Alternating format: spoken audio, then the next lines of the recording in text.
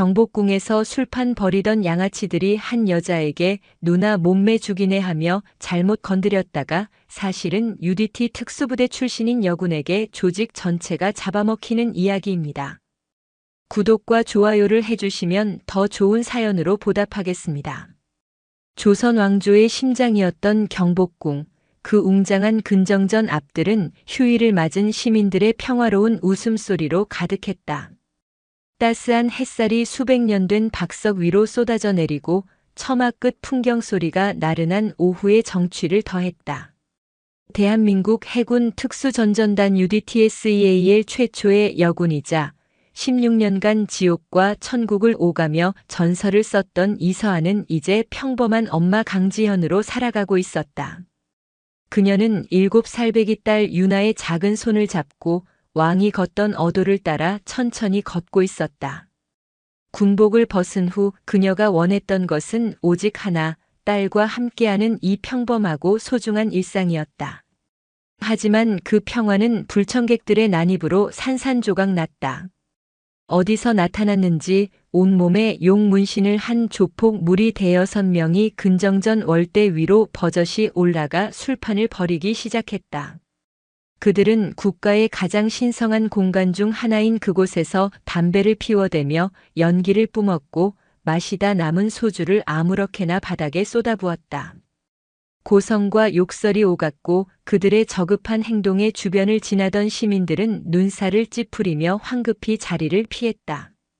몇몇 관리 요원이 다가가 제지하려 했지만 조폭들은 오히려 어깨를 밀치며 위협했다. 야, 우리가 누군 줄 알고. 꺼져, 늙은이들아. 서하의 미간이 가늘어졌다. 지옥주 훈련보다 수심 40m 아래의 암흑보다 더 역겹고 불쾌한 광경이었다.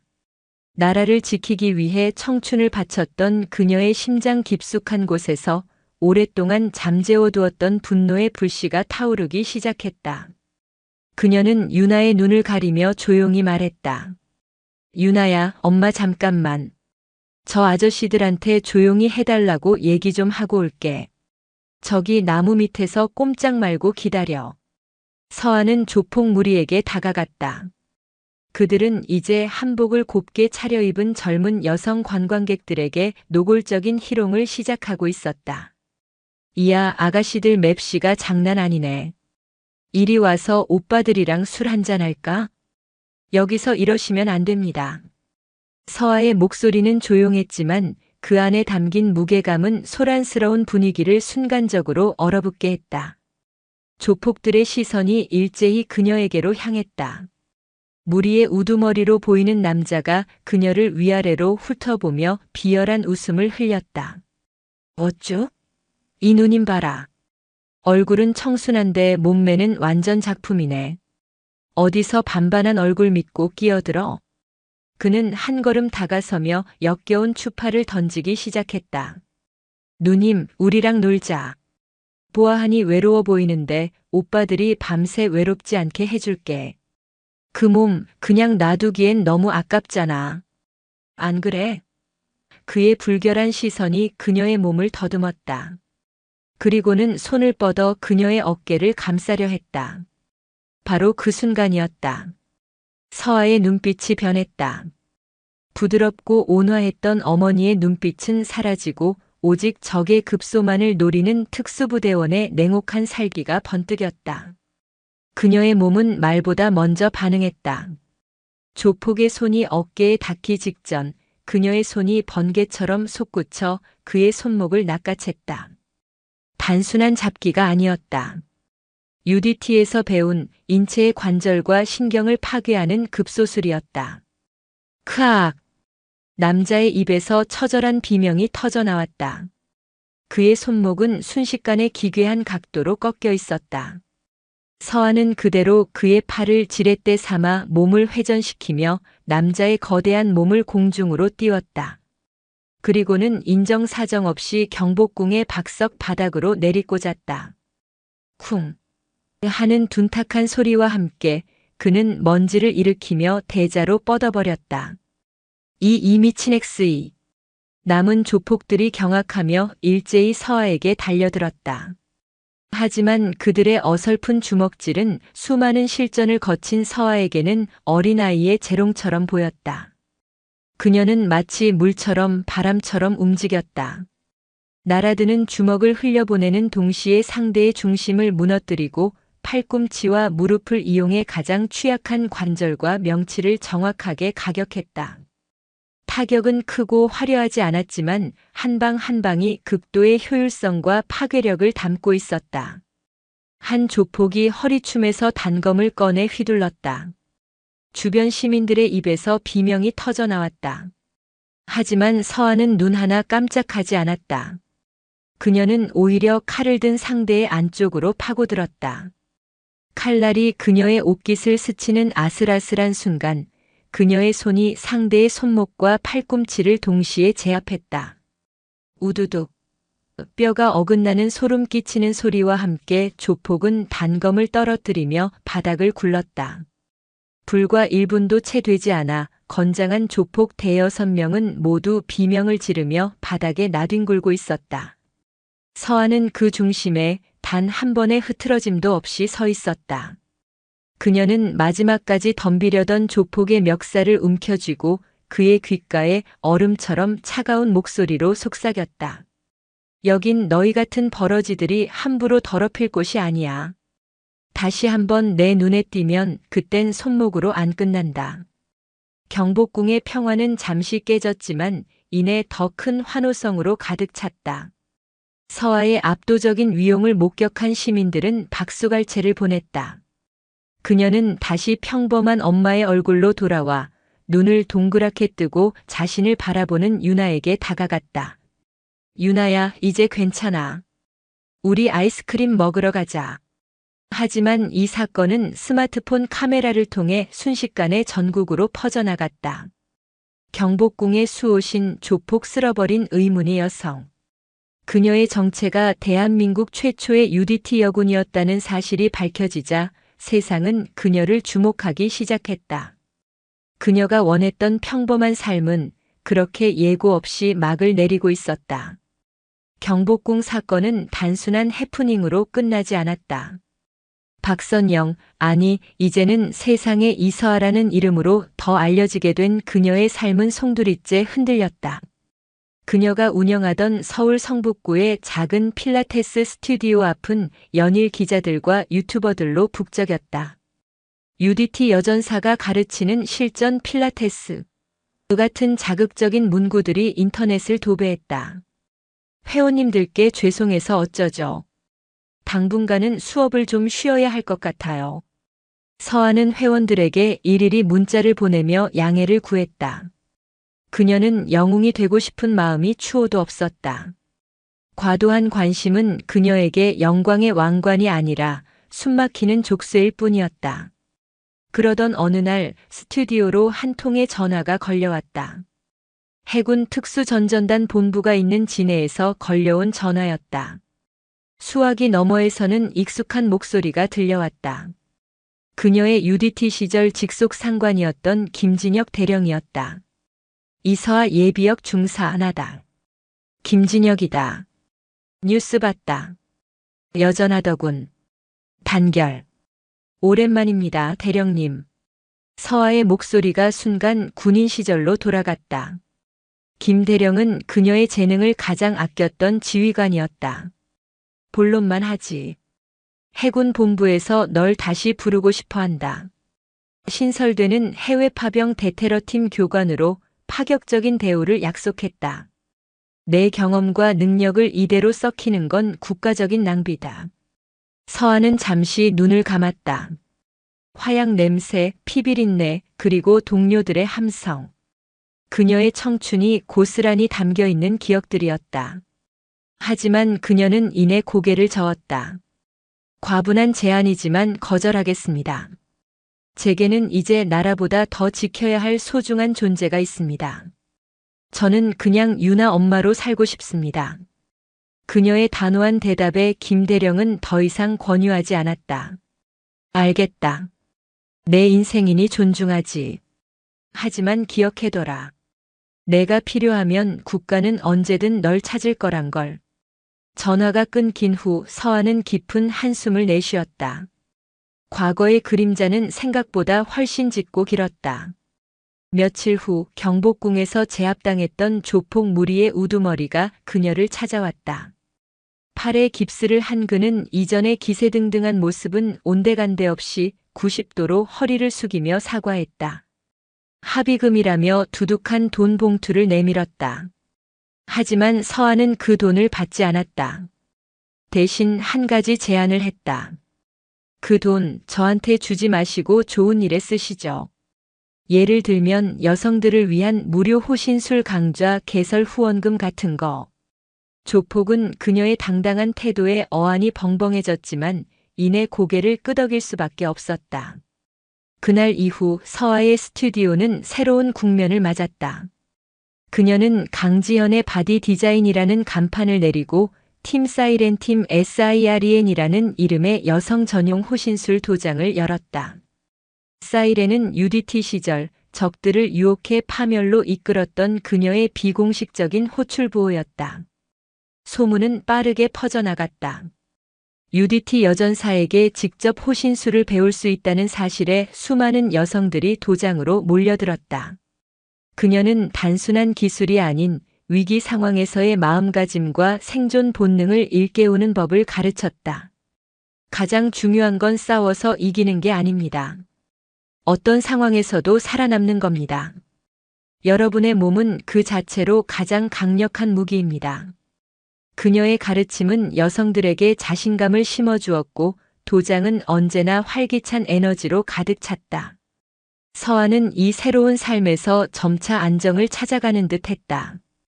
그녀는 과거의 영광도 세상의 시선도 잊고 자신을 필요로 하는 사람들에게 힘이 되어주는 것에서 새로운 보람을 느끼고 있었다. 하지만 운명은 그녀가 평범한 행복에 안주하는 것을 허락하지 않았다. 더 거대하고 추악한 어둠이 그녀의 가장 소중한 것을 겨누며 다가오고 있었다. 평화로운 주말 오후였다. 이서아는 딸 유나와 함께 강남역 지하상가에서 쇼핑을 즐기고 있었다. 유나는 새로 산 머리핀을 자랑하며 엄마 주위를 종달새처럼 뛰어다녔다. 수많은 인파 속에서 서아는 잠시나마 모든 것을 잊고 평범한 엄마로서의 행복을 만끽하고 있었다. 그녀의 감각은 여전히 날카로웠지만 오늘은 그 예리한 칼날을 잠시 칼집에 넣어두고 싶었다. 그때였다. 유나가 잠시 장난감 가게에 한눈을 판 사이 건장한 남자 2명이 그녀에게 다가왔다. 경복궁의 조폭들과는 분위기가 달랐다. 그들의 눈빛에는 단순한 객기가 아닌 목적의식을 가진 차가운 폭력성이 서려 있었다. 이서아 씨 맞으시죠? 잠깐 저희 좀 보시죠. 서아의 온몸에 경고등이 켜졌다. 그녀는 본능적으로 유나를 등 뒤로 감쌌다. 누구시죠? 말 길게 할 거 없어. 우리 회장님께서 당신을 아주 보고 싶어 하셔. 얌전히 따라오면 다치는 일 없을 거야. 남자는 비릿하게 웃으며 서아의 팔을 잡으려 했다. 서아는 잡히는 대신 몸을 살짝 비틀어 남자의 손을 흘려보냈다. 동시에 다른 손으로 유나를 번쩍 안아들었다. 유나야, 엄마 꽉 잡아. 이 여자가. 남자들은 서아를 둘러싸며 포위망을 좁혀왔다.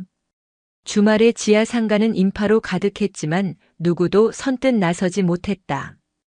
험악한 분위기에 사람들은 겁을 먹고 길을 열어줄 뿐이었다. 회장님? 누군지 모르겠지만 사람 잘못 골랐다고 전해. 서아의 목소리는 차갑게 가라앉아 있었다. 그녀의 한쪽 팔에는 딸 유나가, 다른 쪽 팔에는 온 세상의 분노가 들려있는 듯 했다. 한 남자가 주먹을 날렸다. 서아는 유나를 아는 채 상체만 살짝 기울여 주먹을 피했다. 그리고는 비어있는 상대의 옆구리를 발로 강하게 걷어찼다. 하는 소리와 함께 남자가 비틀거렸다. 다른 남자가 그 틈을 노려 덮쳐왔지만 서아는 그를 기다리고 있었다. 그녀는 달려드는 남자의 힘을 역이용해 그대로 업어치기처럼 바닥에 내동댕이 쳤다. 지하 상가의 단단한 대리석 바닥에 부딪힌 남자는 그대로 정신을 잃었다. 순식간에 2명을 제압했지만 상황은 끝나지 않았다. 어디서 나타났는지 비슷한 차림의 남자 서너 명이 더 나타나 그녀의 앞을 가로막았다. 그들은 마치 거대한 벽처럼 느껴졌다. 역시 보통이 아니군. 하지만 애를 안고 어디까지 버틸 수 있을까? 새로 나타난 무리의 리더가 조롱하듯 말했다. 그의 말대로 유나를 안고 있는 것은 서아에게 가장 큰 제약이었다. 그녀는 빠르게 주변 지형을 살폈다. 기둥, 상점의 진열대, 그리고 수많은 인파. 이 모든 것이 그녀에게는 무기이자 방패가 될 수 있었다. 그녀는 결심했다. 망설임 없이 가장 가까운 화장품 가게로 뛰어들었다. 진열대를 발로 차 넘어뜨려 남자들의 진입을 막고 선반에 있던 향수병들을 집어들어 그들의 얼굴에 던졌다. 매캐한 향수액이 눈에 들어간 남자들이 비명을 지르며 주춤하는 사이 서아는 유나를 안고 가게의 비상구로 향했다. 비상계단은 어둡고 비좁았다. 뒤에서는 남자들의 거친 발소리와 욕설이 따라붙었다. 막다른 길이었다. 계단 끝에서 굳게 닫힌 철문을 마주한 서아는 잠시 숨을 골랐다. 유나는 공포에 질려 엄마의 품에 얼굴을 묻고 가늘게 떨고 있었다. 유나야, 괜찮아. 엄마가 다 물리쳐 줄게. 딱 100가지만 세. 알았지? 서아는 유나를 계단 구석의 안전한 곳에 내려놓고 다가오는 남자들을 향해 돌아섰다. 어둠 속에서 그녀의 눈이 맹수처럼 빛났다. 이제 그녀를 제약하는 것은 아무것도 없었다. 이곳은 그녀의 전장이었고 저들은 사냥감이었다. 남자들은 서아가 혼자가 되자 득이양양하게 웃으며 다가왔다. 하지만 그들은 곧 자신들이 지옥의 문을 열었다는 것을 깨닫게 될 것이었다. 서아는 비좁은 계단의 이점을 최대한 활용했다. 한 번에 한두 명밖에 상대할 수 없는 지형. 그것은 UDT의 근접 전투 훈련과 정확히 일치하는 환경이었다. 그녀는 맨 앞에 있던 남자의 목을 팔로 감아 인간 방패로 삼고 뒤따라오던 남자들의 공격을 막았다. 그리고는 방패로 삼았던 남자를 계단 아래로 밀어버려 도미노처럼 쓰러뜨렸다. 어둠 속에서 비명과 뼈 부러지는 소리가 울려 퍼졌다. 서아는 멈추지 않았다. 그녀는 분노한 어미 호랑이처럼 자신의 새끼를 위협한 자들을 향해 무자비한 심판을 내리고 있었다. 모든 것이 끝났을 때 비상계단에는 신음하는 남자들만이 남아 있었다. 서아는 거친 숨을 몰아쉬며 유나에게 다가갔다. 유나야, 이제 괜찮아. 다 끝났어. 그녀가 유나를 안아드는 순간 굳게 닫혀있던 철문이 밖에서 열리며 경찰들이 들이닥쳤다. 강남역 사건은 경복궁 사건보다 훨씬 더 큰 사회적 파장을 일으켰다. 이것은 더 이상 의로운 시민의 활약이 아니었다. 한 어머니가 자신의 아이를 지키기 위해 벌인 처절한 사투였다. 이 사건을 계기로 서울시 교육청에서 서아에게 연락이 왔다. 학생들을 위한 호신술 특별 강사로 그녀를 초빙하고 싶다는 것이었다. 서아는 더 이상 거절할 수 없었다. 이 세상의 모든 아이들이 유나처럼 느껴졌다. 그녀는 자신의 능력이 더 이상 숨겨야 할 과거가 아니라 미래를 지켜야 할 사명임을 깨달았다. 그녀는 제안을 수락했다. 대한민국 최초의 UDT 여군, 그녀의 새로운 작전은 이제 교실에서 시작될 것이었다. 이서아의 첫 호신술 수업이 열리는 날, 서울 마포구에 위치한 아현중학교의 체육관은 기대와 불신이 뒤섞인 묘한 공기로 가득했다. UDTSEA의 역사상 최초이자 최강의 여전사.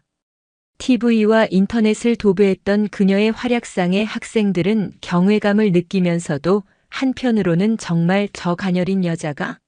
라는 의구심을 떨치지 못했다. 서아는 UDT 시절 입었던 검은색 훈련복을 연상시키는 활동복 차림으로 학생들 앞에 섰다. 짠내 나는 진해의 훈련장이 아닌 땀 냄새와 마룻바닥 왁스 냄새가 뒤섞인 이곳은 그녀에게 낯설지만 새로운 의미를 지닌 작전 구역이었다.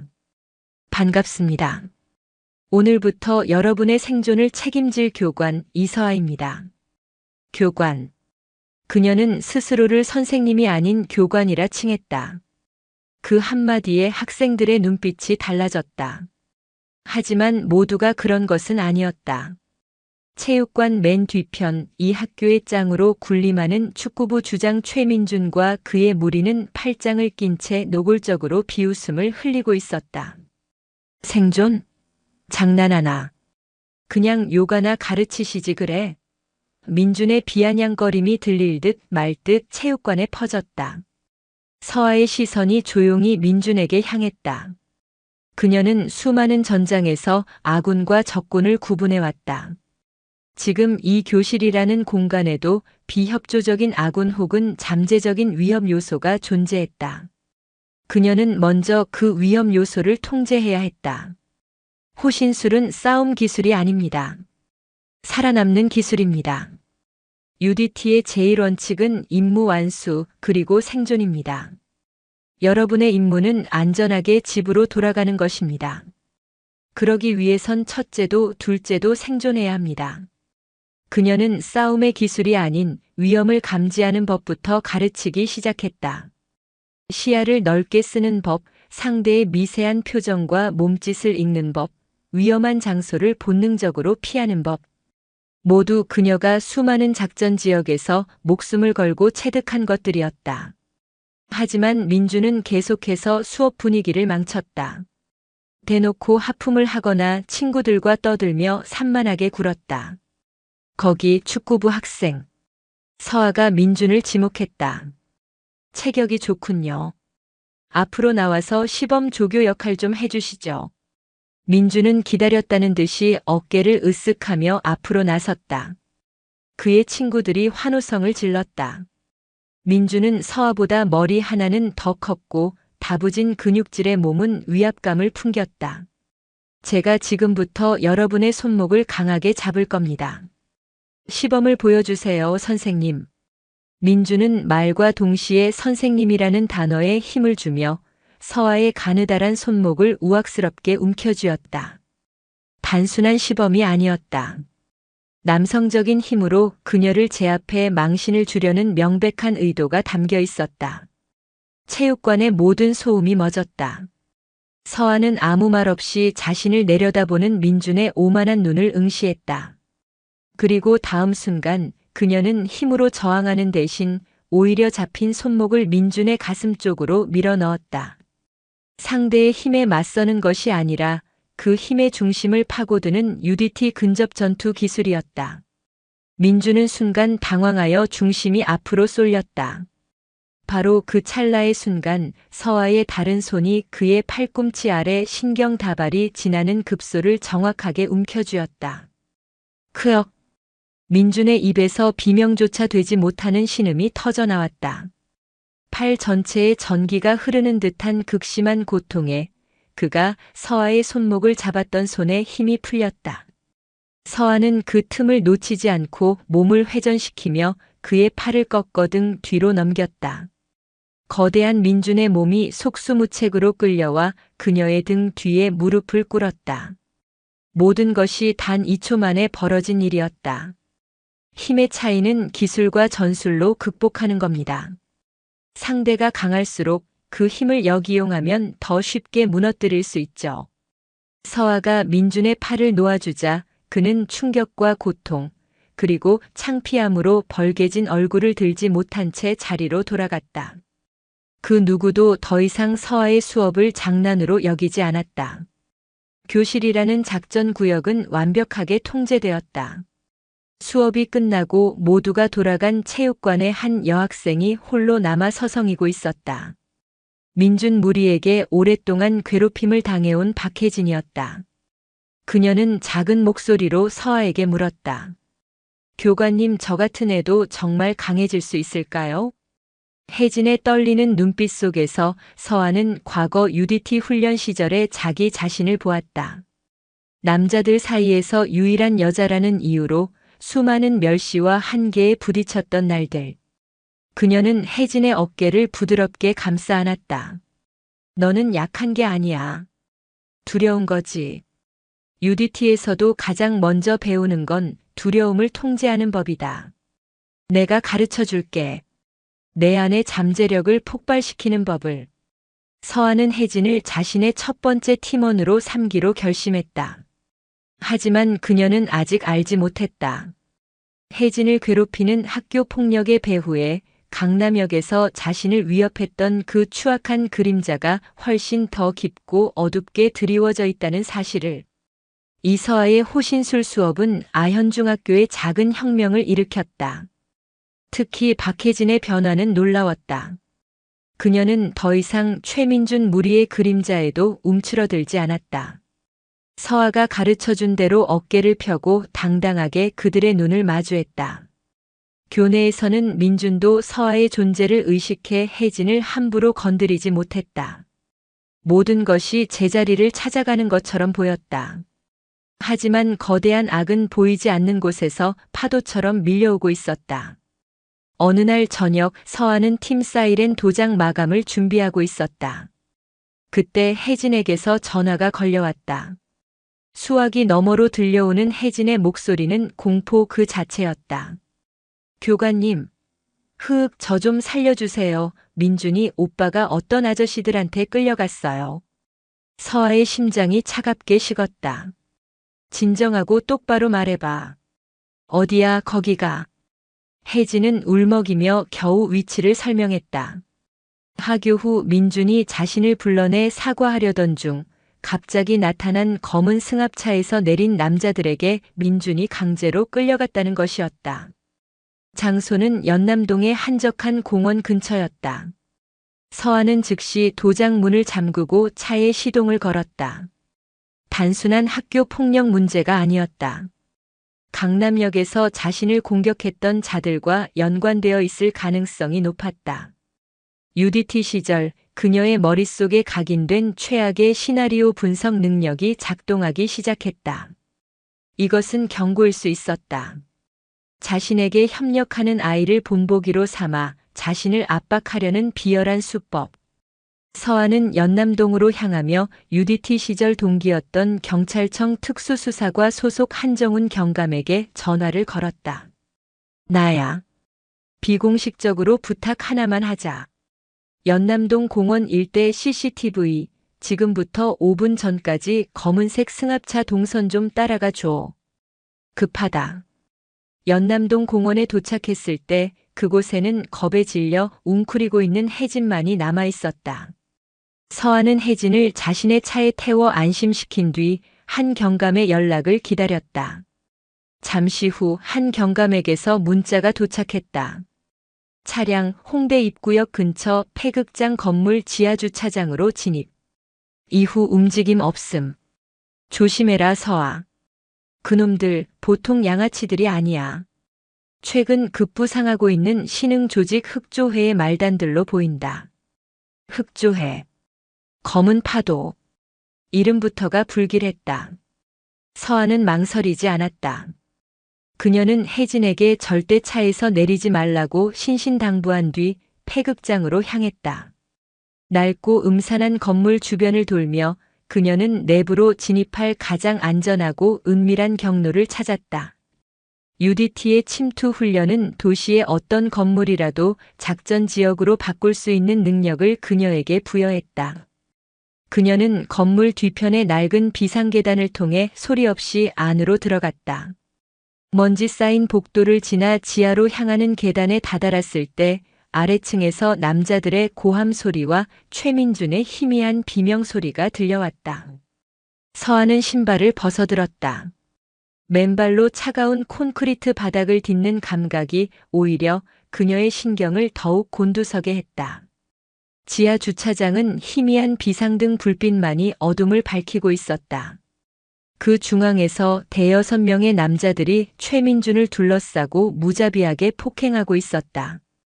강남역에서 봤던 자들도 몇몇 섞여 있었다. 이 새끼가 감히 우리 일을 망쳐? 그 계집년한테 붙어서 우리 뒤통수를 쳐? 한 남자가 민준의 머리채를 잡고 콘크리트 바닥에 처박았다. 그 순간 어둠 속에서 한 줄기 바람이 일었다. 서아가 움직이기 시작한 것이다. 그녀는 가장 가까이 있던 남자의 등 뒤로 소리 없이 접근해 목 뒤 경동맥을 정확하게 손날로 가격했다. 남자는 소리 한 번 지르지 못하고 그대로 쓰러졌다. 뭐야? 갑자기 동료가 쓰러지자 남자들이 당황한 틈을 타 서아는 주차된 차량들 사이를 누비며 그들을 교란했다.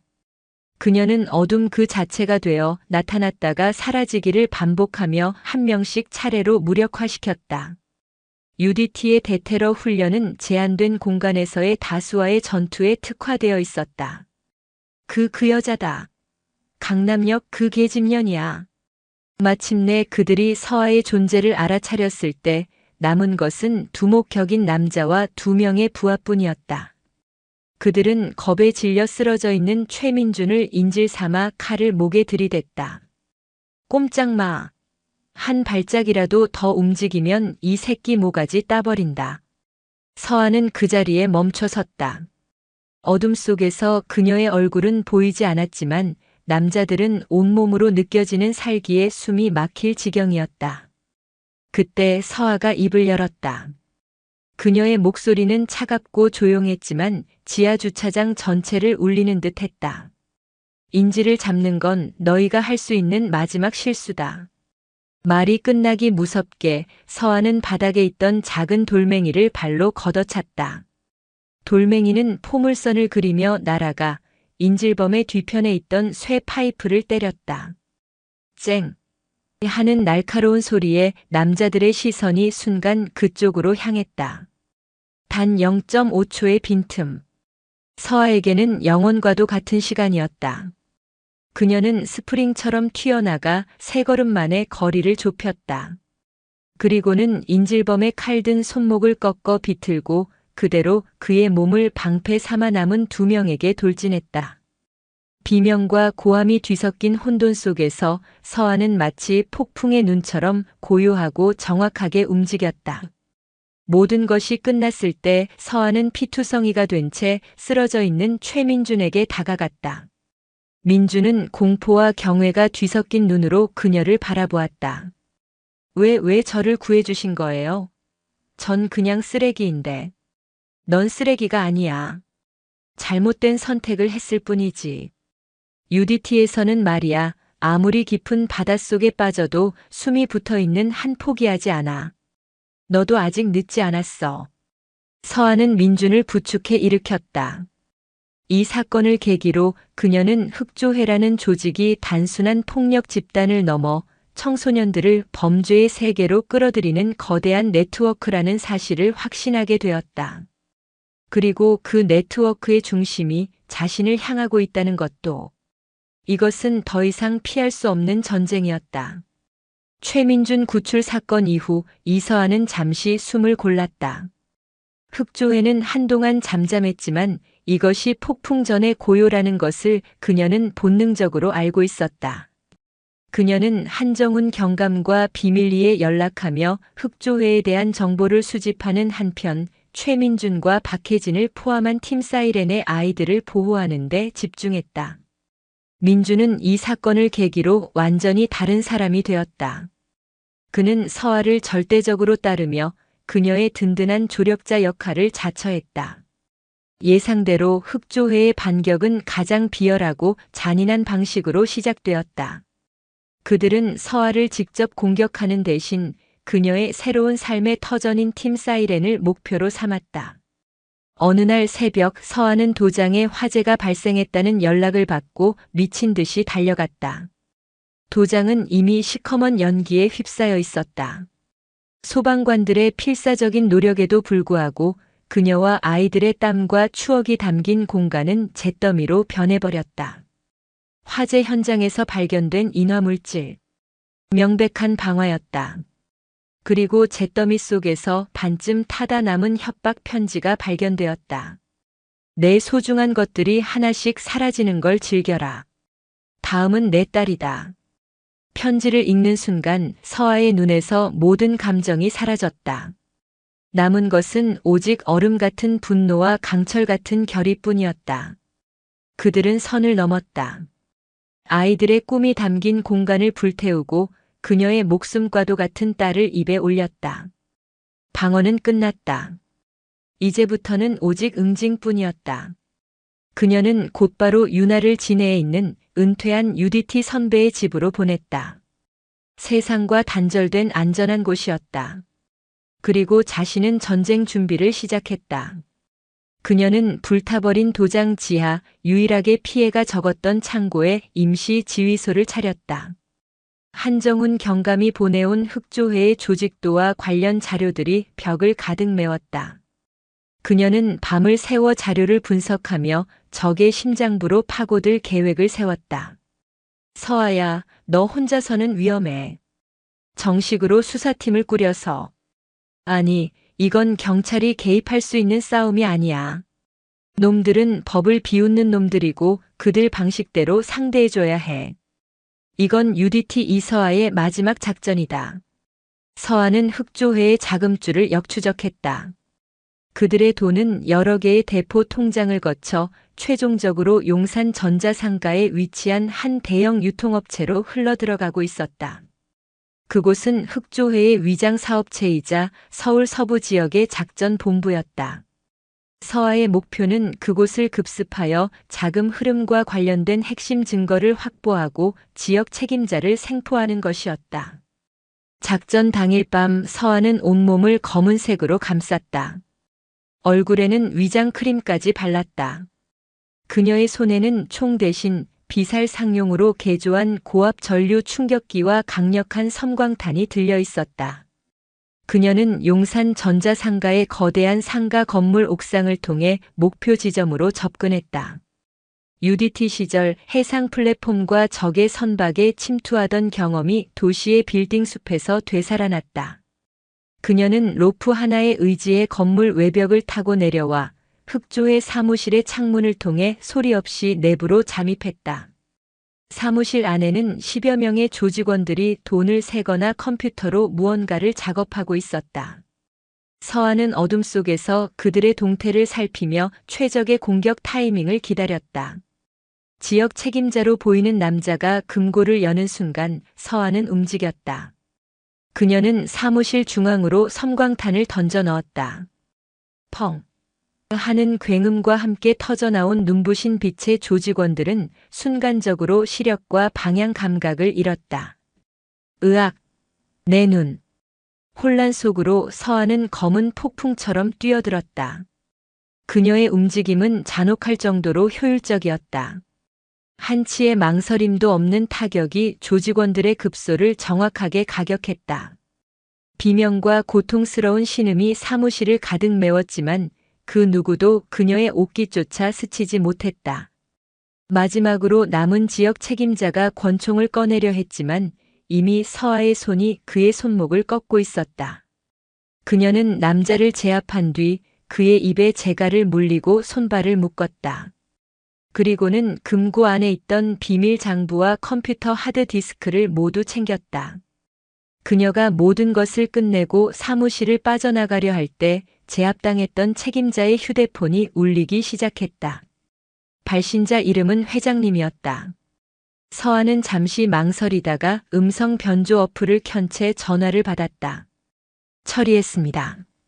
수화기 너머에서는 잠시 침묵이 흘렀다. 이내 나직하고 위압적인 목소리가 들려왔다. 수고했다. 그 여자 흔적도 없이 깨끗하게 치웠겠지? 물론입니다. 좋아. 이제 계획대로 다음 단계로 넘어간다. 더 이상 방해물은 없을 테니. 전화가 끊겼다. 서아는 온몸에 소름이 돋는 것을 느꼈다. 다음 단계. 자신이 지금까지 상대한 것은 거대한 빙산의 일각에 불과했다. 그리고 그 배후에 있는 회장님이라는 존재는 자신이 상상했던 것 이상의 거물이었다. 그녀는 이제 막 거대한 악의 소굴로 들어가는 문을 스스로 열어젖힌 것이었다. 그녀의 손에 들린 증거들은 이제 흑조회를 무너뜨릴 무기이자 동시에 그녀의 목숨을 노리는 시한폭탄이 되었다. 용산 전자상가의 어둠 속에서 빠져나온 이서아는 한 마리의 유령처럼 도시의 그림자 속으로 스며들었다. 그녀가 현장을 떠난 지 불과 몇 분 뒤 여러 대의 검은색 세단이 굉음을 울리며 도착했다. 흑조회의 뒤처리 팀이었다. 하지만 그들이 발견한 것은 제압당한 조직원들과 텅 비어버린 금고 그리고 싸늘한 침묵뿐이었다. 사냥감은 이미 흔적도 없이 사라진 후였다. 서아는 곧장 한정훈 경감과 약속했던 안전가옥으로 향했다. 서울 외곽의 허름한 폐차장이었지만 그 지하에는 한 경감이 비밀리에 마련해둔 첨단 장비가 갖춰진 공간이 있었다. 그곳에서 두 사람은 밤을 새워 용산에서 확보한 하드디스크와 비밀 장부를 분석하기 시작했다. 이건 미친 짓이야. 데이터 복구를 마친 한 경감의 입에서 탄식이 흘러나왔다.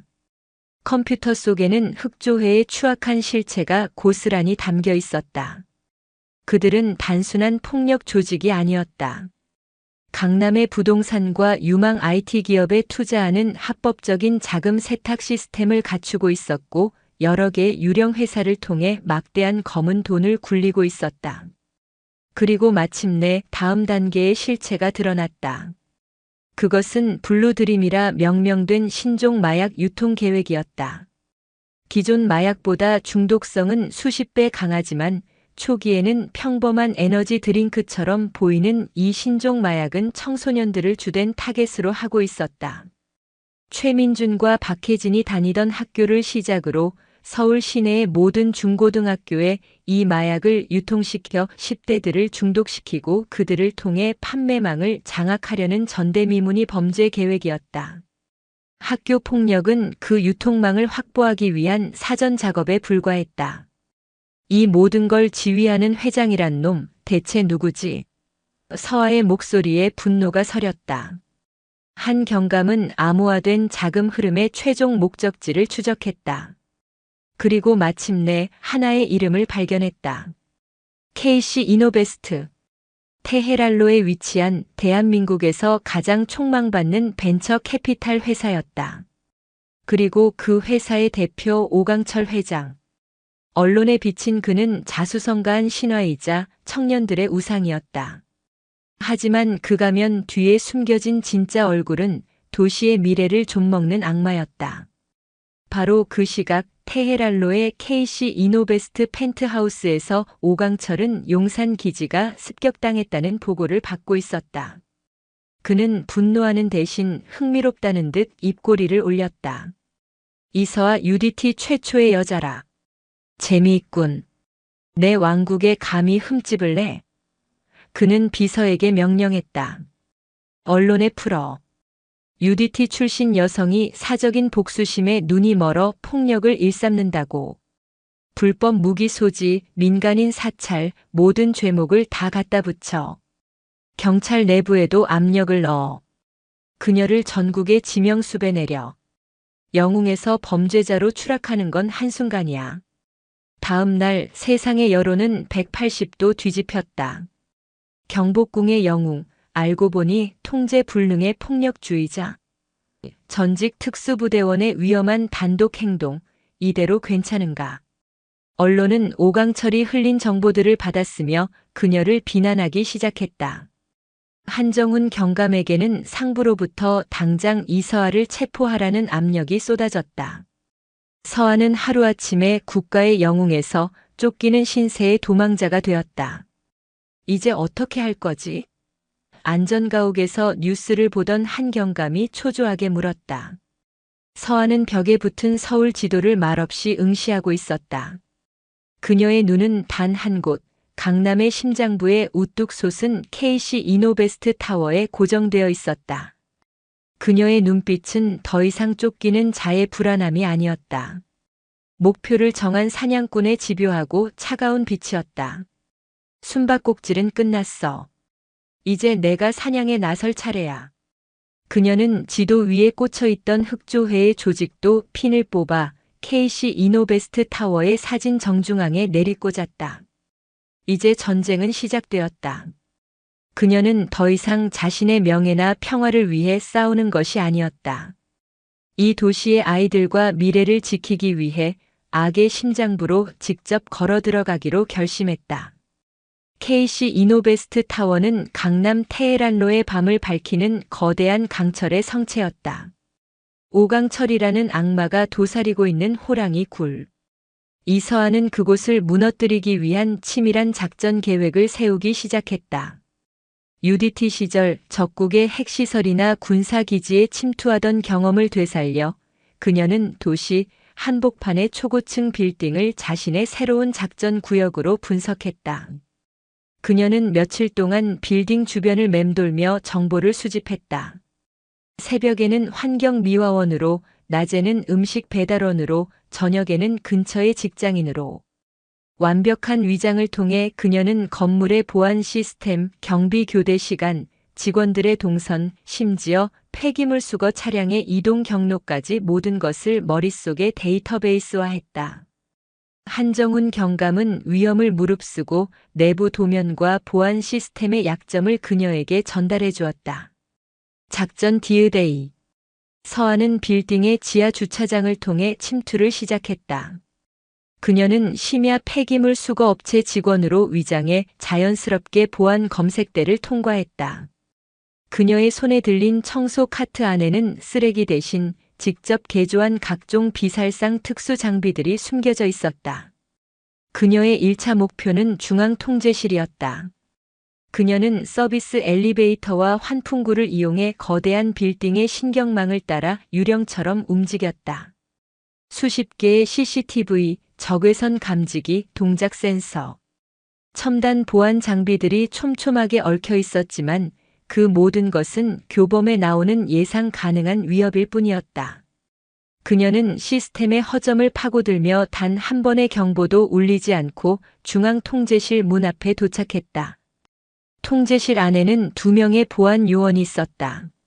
서한은 소형 EMP 장치를 이용해 일시적으로 통제실의 전자 잠금 장치를 무력화시키고 문이 열리는 찰나의 순간 안으로 돌진했다. 2명의 요원은 영문도 모른 채 목 뒤 경동맥을 가격당하고 조용히 의자 위로 쓰러졌다. 서한은 중앙 컴퓨터에 접속해 빌딩 전체의 보안 시스템을 장악했다. 그녀는 오강철의 펜트하우스로 향하는 모든 경로의 CCTV를 루프 영상으로 돌려놓고 엘리베이터를 자신의 통제하에 두었다. 이제 펜트하우스까지는 아무런 방해도 없을 터였다. 하지만 펜트하우스로 향하는 마지막 복도에 들어섰을 때 그녀는 본능적인 위협을 감지했다. 공기의 흐름이 달랐다. 복도 양옆에 서 있던 거대한 장식 화분 뒤에서 미세하지만 훈련된 자들의 살기가 느껴졌다. 오강철의 개인 경호팀. 평범한 경비가 아닌 전직 특수부대 출신 용병들이었다. 서한은 일부러 발소리를 내며 복도 중앙을 걸었다. 양쪽에서 동시에 튀어나오는 2개의 그림자. 그들의 움직임은 소리 없이 빠르고 정확했다. 하지만 서한은 이미 그들의 공격 패턴을 예측하고 있었다. 그녀는 몸을 낮춰 첫 번째 용병의 다리를 걸어 넘어뜨리고 그가 넘어지는 반동을 이용해 벽을 박차고 뛰어올라 2번째 용병의 목을 다리로 감아챘다. 조용한 복도에서 벌어진 CQC 근접 전투는 한편의 그림자극 같았다. 둔탁한 타격음과 거친 숨소리만이 오갔다. 용병들의 실력은 뛰어났지만 그들의 상대는 UDT의 전설이었다. 서한은 그들의 관절을 부수고 급소를 가격해 차례로 전투 불능 상태로 만들었다. 마침내 마지막 용병까지 제압한 그녀는 오강철의 펜트하우스 문 앞에 섰다. 지문과 홍채를 인식하는 최첨단 잠금 장치. 하지만 중앙통제실을 장악한 그녀에게는 무용지물이었다. 삐빅 소리와 함께 묵직한 문이 열렸다. 사무실 내부는 고요했다. 통유리창 너머로 서울의 야경이 화려하게 펼쳐져 있었다. 하지만 그곳에 오강철의 모습은 보이지 않았다. 함정이었다. 그녀가 사무실 안으로 들어서는 순간 등 뒤의 문이 굉음과 함께 닫혔다. 동시에 모든 창문과 출입구에 강철 셔터가 내려왔다. 사무실은 완벽한 밀실이 되었다. 천장의 조명이 붉은색 비상등으로 바뀌고 숨겨져 있던 스피커에서 오강철의 차분하고 조롱기 섞인 목소리가 울려 퍼졌다. 환영합니다, 이서아 씨. 당신 같은 귀한 손님을 위해 특별한 선물을 준비했죠. 설마 하니 정말 여기까지 혼자 기어들어올 줄은 몰랐는데. 그의 목소리와 함께 치익 하는 소리가 들려왔다. 천장의 환풍구에서 하얀 연기가 뿜어져 나오기 시작했다. 강력한 신경 안정제 가스였다. UDT의 지옥주 훈련도 이보다는 편안할 겁니다. 푹 쉬시죠. 당신과의 대화는 잠시 후에 나누도록 하죠. 서아는 숨을 참았다. UDT의 잠수 훈련으로 다져진 그녀의 폐활량은 상상을 초월했지만 밀실을 가득 채우는 가스의 농도를 이길 수는 없었다. 시야가 흐려지고 다리에 힘이 풀려갔다. 정신을 잃기 직전 그녀는 품속에 숨겨두었던 초소형 발신기의 버튼을 힘겹게 눌렀다. 그것은 그녀가 준비한 마지막 보험이자 반격의 신호탄이었다. 정신이 돌아왔을 때 이서아는 자신이 오강철의 집무실 한가운데 놓인 의자에 묶여 있다는 것을 깨달았다. 특수 제작된 케이블 타이는 UDT 대원이라도 쉽게 끊어낼 수 없을 만큼 단단했다. 화려한 야경을 등지고 선 오강철이 와인 잔을 흔들며 그녀를 내려다보고 있었다.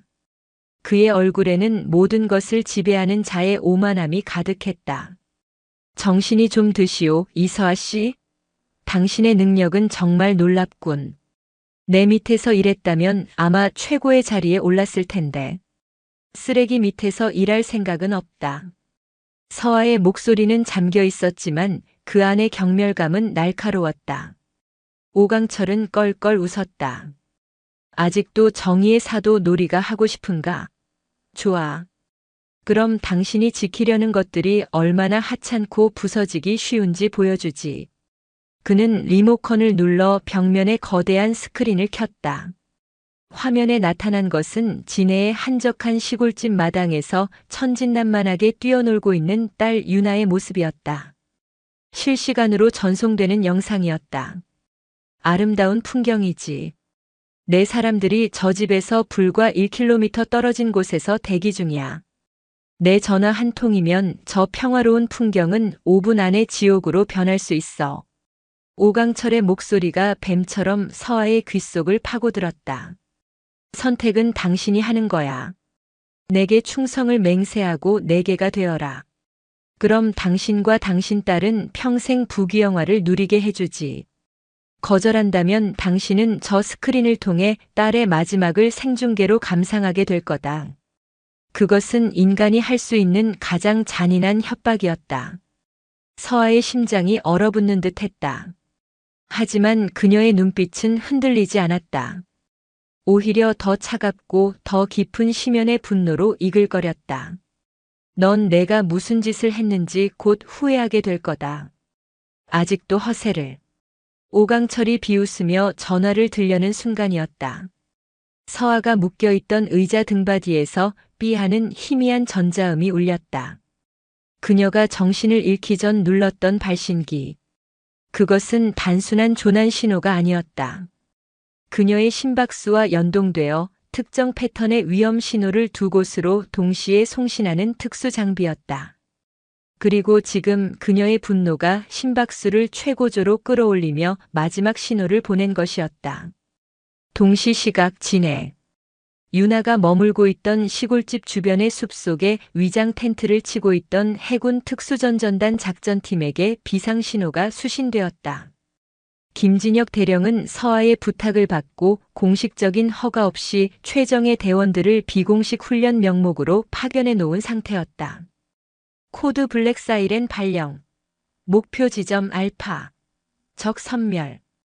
UDT 대원들이 소음기를 장착한 총기를 들고 유령처럼 숲을 빠져나와 유나의 집으로 접근하던 오강철의 암살팀을 포위했다. 순식간에 벌어진 교전에서 암살팀은 저항 한번 제대로 못해보고 전원 제압당했다. 유나는 아무것도 모른 채 마당에서 강아지와 놀고 있었다. 그리고 서울 강남 KC 이노베스트 타워. 한정훈 경감의 지휘 차량에서 요란한 경보음이 울렸다. 서아의 마지막 신호였다. 그는 더 이상 기다리지 않았다. 전팀 진입하라. 목표는 오강철 회장실, 모든 저항은 무시하고 최단 시간 내에 돌파한다. 미리 건물 주변에 대기하고 있던 경찰 특공대 SOU가 일제히 KC 이노베스트 타워의 1층 유리창을 깨고 내부로 돌입했다. 섬광탄과 최루탄이 터지고 칠흑 같은 어둠 속에서 특공대원들의 함성이 울려 퍼졌다. 펜트하우스에서 이 모든 상황을 보고받은 오강철의 얼굴에서 처음으로 핏기가 사라졌다. 그의 완벽했던 계획이 송두리째 무너지고 있었다. 그가 당황하여 서아를 돌아보았을 때 그녀는 이미 속박을 풀고 그의 앞에 서 있었다. 그녀는 의자에 묶인 채 미세한 움직임으로 자신의 어깨에 관절을 탈골시킨 뒤 다시 끼워 맞추는 고통스러운 과정을 통해 손의 속박을 풀어낸 것이었다. 게임은 끝났다. 오강철. 이 괴물 같은 년. 오강철은 책상 서랍에서 권총을 꺼내려 했지만 서아의 발차기가 더 빨랐다. 그녀의 발이 책상을 박살내며 그의 가슴을 가격했다. 오강철의 거대한 몸이 비명을 지르며 벽으로 날아가 처박혔다. 서아는 그에게 다가가 마지막 남은 경호원들까지 모조리 쓰러뜨렸다. 사무실은 값비싼 집기들이 부서지는 소리와 함께 아수라장으로 변했다. 마침내 쾅 하는 소리와 함께 사무실 문이 부서지며 경찰 특공대가 들이닥쳤다. 그들 맨 앞에는 한정훈 경감이 서 있었다. 모든 것이 끝났다. 오강철은 만신창이가 된 채 특공대원들에게 체포되었다. 그가 끌려가며 피를 토해내듯 서아에게 마지막 저주를 퍼부었다. 이걸로 끝날 것 같나? 나는 빙산의 일각일 뿐이다. 너는 진짜 괴물들을 깨운 거야. 그의 말이 채 끝나기도 전에 한 경감의 주먹이 그의 얼굴을 가격했다.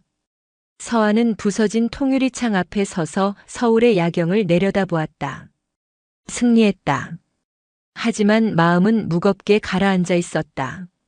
오강철의 마지막 말이 불길한 예언처럼 뇌리를 맴돌았다. 이 기나긴 싸움은 어쩌면 이제 막 시작되었을 뿐일지도 모른다. KC 이노베스트 타워의 펜트하우스는 거대한 폭풍이 휩쓸고 지나간 듯한 잔해 속에서 고요를 되찾고 있었다. 이서아는 부서진 통유리창 앞에 서서 아득한 도시의 불빛을 말없이 내려다보았다. 방금 전까지 온몸을 지배하던 살기와 분노는 썰물처럼 빠져나가고 그 자리에는 극심한 피로감과 허탈함만이 남아 있었다. 괜찮나? 한정훈 경감이 다가와 그녀의 어깨를 조심스럽게 감쌌다. 그의 눈에는 안도감과 함께 친구를 사지로 몰아넣었다는 죄책감이 뒤섞여 있었다. 끝난 거겠지. 서아의 목소리는 공허하게 울렸다. 그래, 끝났어. 내가 끝낸 거야. 그때 특공대원들에게 연행되어 나가던 오강철이 마지막 발악처럼 고개를 돌려 그녀를 향해 피 묻은 미소를 지어 보였다. 진짜 괴물들을 깨운 걸 후회하게 될 거다, 이서아. 그의 저주 섞인 외침은 엘리베이터 문이 닫히며 먹먹하게 사라졌다. 오강철의 마지막 말이 불길한 그림자처럼 두 사람의 마음을 짓눌렀다. 그때 헬기 로터 소리가 밤 공기를 가르며 가까워지더니 펜트하우스 옥상 헬리패드에 검은색 헬리콥터 한 대가 착륙했다. 잠시 후 날카로운 인상의 중년 남자가 육중한 방탄문을 열고 들어섰다. 그의 뒤로는 검찰 수사관들이 따르고 있었다. 대한민국 대검찰청 중앙수사부의 부장검사 최강욱이었다. 그는 재계의 저승사자로 불리는 인물로 오랫동안 거대한 커넥션의 실체를 추적해온 사람이었다. 한정훈 경감, 이 시간부로 이 사건은 중수부에서 직접 지휘한다. 최강욱 검사는 한 경감에게 짤막하게 통보한 뒤 서아에게로 시선을 돌렸다. 그의 눈빛은 그녀의 상처와 핏자국, 그리고 그 너머의 강인한 의지를 꿰뚫어 보는 듯 했다. 이서아 예비역 중사. 당신이 저지른 불법적인 행위들은 사법 체계를 뒤흔든 중죄요. 하지만 당신이 아니었다면 이 나라를 좀먹는 거대한 암덩어리의 실체는 영원히 어둠 속에 묻혔을지도 모르지. 그는 오강철이 말한 진짜 괴물들의 존재를 이미 알고 있었다. 정계, 재계, 법조계를 아우르는 거대한 카르텔. 오강철은 그 카르텔의 자금책에 불과했다. 선택지를 주겠소. 당신이 확보한 모든 증거를 우리에게 넘기고 우리가 제공하는 증인 보호 프로그램에 따라 새로운 신분으로 조용히 사라지시오. 당신의 모든 과거 기록은 지워지고 아무도 당신을 찾지 못할 거요. 아니면 최 검사는 잠시 말을 끊었다. 어둠 속에서 우리와 함께 싸우는 방법도 있어. 당신 같은 사람이 필요하거든. 그것은 그녀에게 또 다른 전쟁을 제안하는 것이었다. 서한은 잠시 눈을 감았다. 화약 냄새, 피비린내, 그리고 죽음의 공포. 그녀는 이미 충분히 겪었다. 그녀는 조용히 고개를 저었다. 제 전쟁은 어젯밤으로 끝났습니다. 저는 제 딸에게 돌아가야 합니다. 그녀의 단호한 대답에 최강욱 검사는 더 이상 아무 말도 하지 않았다. 그는 깊은 존경심이 담긴 눈으로 그녀를 바라보며 고개를 끄덕였다. 몇 주 후 대한민국은 KC 이노베스트 게이트라는 이름의 거대한 태풍에 휩싸였다. 서아가 목숨을 걸고 확보한 증거들은 대한민국 사회의 치부를 남김없이 드러냈다. 오강철을 비호했던 부패한 정치인들과 경찰 고위 간부들이 줄줄이 옷을 벗고 검찰에 소환되었다. 그의 검은 돈이 흘러들어간 기업들은 줄도산 위기에 처했다. 언론은 연일 대서특필했고 그 중심에는 다시 한번 이서아라는 이름이 있었다. 범죄자로 낙인 찍혔던 그녀는 이제 국가를 구한 영웅으로 재평가되었다. 대통령은 그녀의 모든 법적 책임을 사면하는 특별 담화문을 발표했고 국방부는 그녀의 전역을 명예전역으로 정정하며 최고의 무공훈장을 추서했다. 세상이 그녀를 칭송하며 떠들썩했지만 정작 그녀는 모든 스포트라이트를 피해 조용히 진해로 향했다. 바다가 보이는 작은 시골집 마당, 유나는 엄마를 발견하자마자 맨발로 뛰어나와 그녀의 품에 와락 안겼다. 엄마. 서아는 딸의 작고 따뜻한 몸을 힘껏 끌어안았다. 짭조름한 바다 내음과 아이의 채취가 뒤섞여 그 어떤 향수보다도 감미롭게 느껴졌다. 그 순간 그녀는 비로소 길고 길었던 전쟁이 끝났음을 실감했다. 다시 서울로 돌아왔을 때 성북구의 팀 사이렌 도장은 이전보다 훨씬 크고 쾌적한 모습으로 재건되어 있었다. 그녀의 이야기에 감동한 시민들의 후원금이 답지한 덕분이었다. 최민준과 박혜진은 이제 어엿한 보조교관이 되어 새로운 아이들을 가르치고 있었다. 어느 햇살 좋은 오후 서아는 아이들을 위한 호신술 수업을 진행하고 있었다. 자, 무서운 아저씨가 팔을 잡으면 이렇게 힘을 빼고 빙글 돌아서 빠져나오는 거야. 그녀의 시범에 아이들이 까르르 웃으며 따라했다. 그 웃음소리 속에는 유나의 목소리도 섞여 있었다. 서아는 땀 흘리며 즐거워하는 아이들의 모습을 바라보았다. 그녀는 문득 깨달았다. 자신이 그토록 벗어나고 싶었던 UDT에서의 시간들, 그 지옥 같던 훈련과 목숨을 건 작전들이 결국 오늘을 위해 존재했음을. 그녀는 자신의 능력을 파괴가 아닌 희망을 지키는 데 사용했다. 이제 그녀의 눈빛에는 더 이상 적을 찾는 살기가 없었다. 대신 사랑하는 것들을 지켜보는 어머니의 따스하고 깊은 온기가 가득했다. 대한민국 최초의 UDT 여군, 그녀는 가장 어둡고 깊은 바다를 헤쳐나와 마침내 자신만의 가장 평화롭고 눈부신 여명을 맞이하고 있었다. 오늘도 요지경 사연을 잘 들어주셔서 감사합니다.